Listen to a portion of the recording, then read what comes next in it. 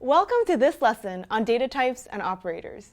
This is a very important lesson because it's where you'll learn about the building blocks of Python, data types and operators. Students tend to learn how to program at different rates. Take your time understanding each of the concepts that follow and getting practice with the activities in this lesson.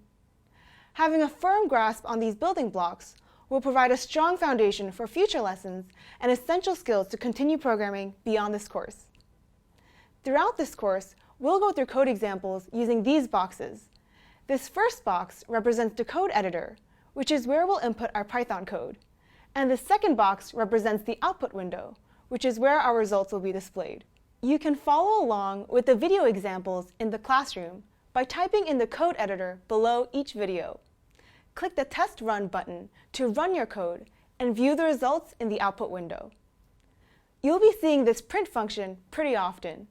It helps us see what's going on in our code. For example, let's say we wanted to compute 3 plus 5. If we ran this line of code, Python would still add 3 and 5, but we wouldn't see the result because we didn't tell Python to do anything with it. Print is a useful built-in function in Python that we can use to display our results. All we have to do is type in print, followed by parentheses around whatever we want printed.